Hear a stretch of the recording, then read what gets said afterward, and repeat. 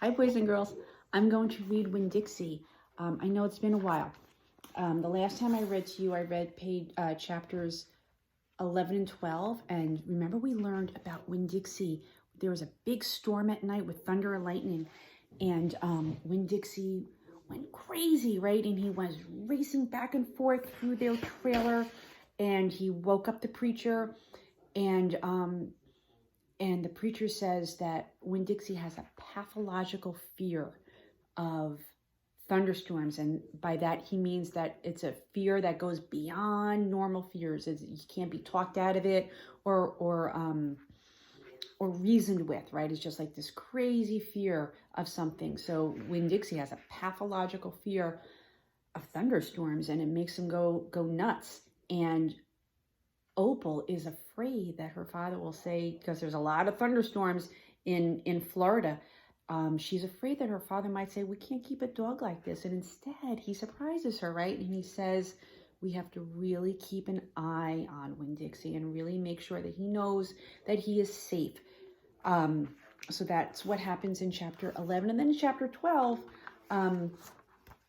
Opal starts working at Gertrude's Pets. And remember, she gets there and all the pets were all out of their cages and they're sitting around, and Otis, the man who works at Gertrude's Pets, is playing his guitar and singing to them, and they're all just sitting there listening to him. And she says he's like a snake charmer, right? That's what something a snake charmer, I guess, would do, where he's able to get all the animals just to sit calmly and listen. And he also reveals to Opal that he had been in jail at one time. And she's thinking about all of these stories that of Otis being able to calm all the animals down, and the stories that Franny Block reads to her at the library, right? And getting to know Gloria Dump, who those boys, the Dewberry boys, thought she was a witch, right? Opal is thinking about all these stories and thinking that these were the types of stories that she would love to tell to her mother someday. Okay, so I'm going to read chapter 13. Me and Winn Dixie got into a daily routine where we would leave the trailer early in the morning and get down to Gertrude's Pets in time to hear Otis play his guitar music for the animals. Sometimes Sweetie Pie snuck in for the concert too. She sat on the floor and wrapped her arms around Winn Dixie and rocked him back and forth like he was a big old teddy bear. And then when the music was over, she would walk around trying to pick out which pets she wanted, but she always gave up and went home because the only thing she really wanted was a dog like Winn Dixie. After she was gone, I would sweep and clean up and even arrange some of Otis's shelves because he did not have an eye for arranging things like I did. And when I was done, Otis would write down my time in a notebook that he had marked on the outside: 1 red leather collar, 1 red leather leash. Remember, that's why she's working there. She's not getting paid to work there. She wanted a leash and a collar for Winn Dixie, so she's like working off the payment for this leash and collar. And the whole time, he did not even in any way ever act like a criminal. After working at Gertrude's Pets, me and Winn Dixie would go over to the Herman W. Block Memorial Library and talk to Miss Franny Block and listen to her tell us a story. But my favorite place to be that summer was in Gloria Dump's yard. And I figured it was Winn Dixie's favorite place to be too, because when he got up to the last block before her house, Winn Dixie would break away from my bike and start to run for all that he was worth, heading for Gloria Dump's backyard and his spoonful of peanut butter. Sometimes Dunlap and Stevie Dewberry would follow me. They would holler, "There goes the preacher's daughter visiting the witch." "She's not a witch," I told them. It made me mad the way they wouldn't listen to me and kept on believing whatever they wanted to believe about Gloria Dump. One time, Stevie said to me, "My mama says you shouldn't be spending all your time cooped up in that pet shop and at that library, sitting around talking with old ladies. She says you should get out in the fresh air and play with kids your own age. That's what my mama says." "Oh, lay off her," Dunlap told Stevie. Then he turned to me. "He doesn't mean it," he said. But I was already mad. I shouted at Stevie. I said, I don't care what your mama says. She's not my mama, so she can't tell me what to do. I'm going to tell my mama you said that, shouted Stevie, and she'll tell your daddy, and he'll shame you in front of the whole church.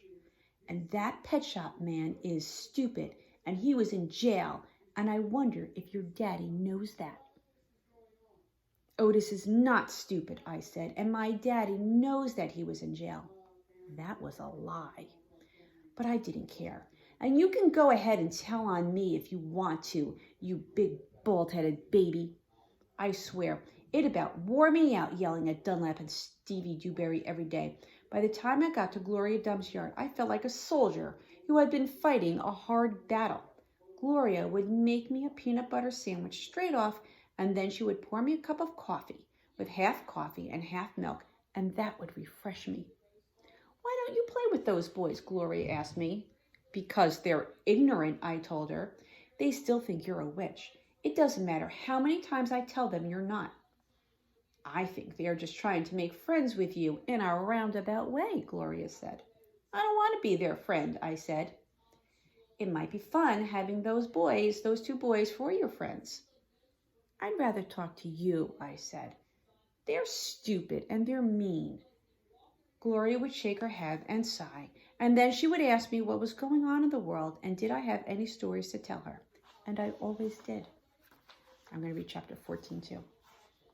Sometimes I told Gloria the story Miss Franny Block had just told me, or I imitated Otis tapping his pointy-toed boots and playing for all the animals, and that always made her laugh. And sometimes I made up a story, and Gloria Dump would listen to it all the way through from beginning to end. She told me she used to love to read stories, but she couldn't anymore because her eyes were so bad. Can't you get some really strong glasses? I asked her. Child, she said, they don't make glasses strong enough for these eyes. One day, when the storytelling was done, I decided to tell Gloria that Otis was a criminal. I thought maybe I should tell an adult about it, and Gloria was the best adult I knew. Gloria, I said. She said back. You know Otis? I don't know him, but I know what you tell me about him. Well, he's a criminal. He's been in jail. Do you think I should be afraid of him? What for? I don't know. For doing bad things, I guess. For being in jail.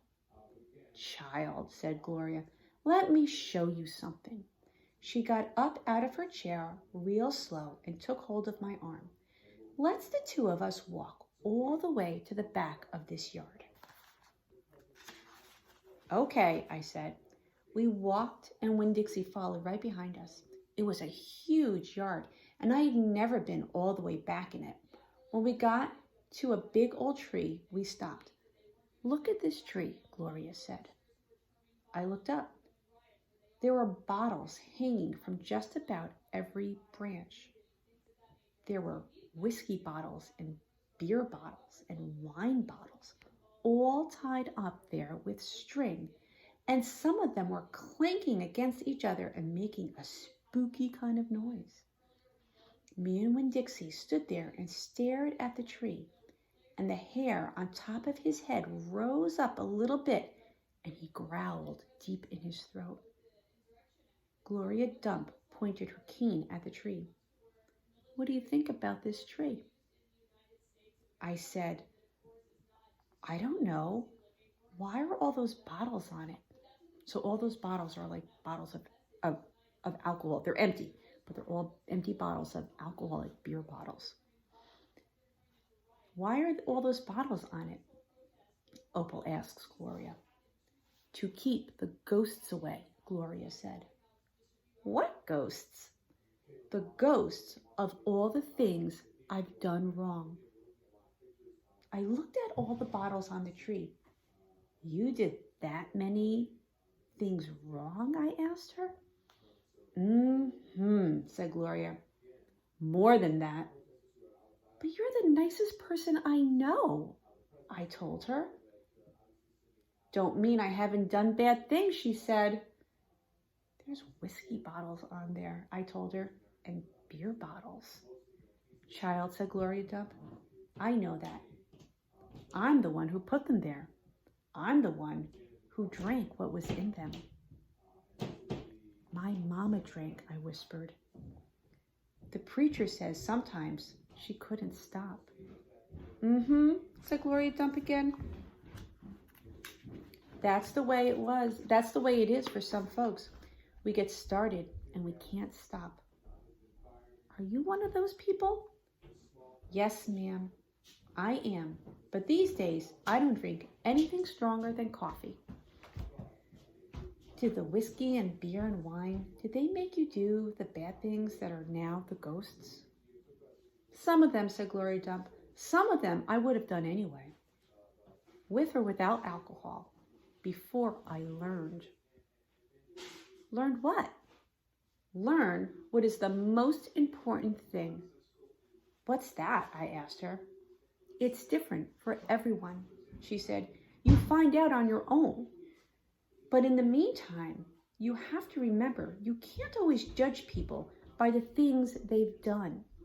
You have to judge them by what they are doing now. You judge Otis by the pretty music he plays and how kind he is to those animals, because that's all you know about him right now, all right? Yes, ma'am, I said. And those Dewberry boys? You try not to judge them too harsh either. All right. All right, I said. All right then, said Gloria Dump, and she turned and started walking away. Winn Dixie nudged me with his wet nose and wagged his tail. When he saw I wasn't going, he trotted after Gloria. I stayed where I was and studied the tree. I wondered if my mama, wherever she was, had a tree full of bottles, and I wondered if I was a ghost to her, the same way she sometimes seemed like a ghost to me. Okay, so that was chapters 13 and 14.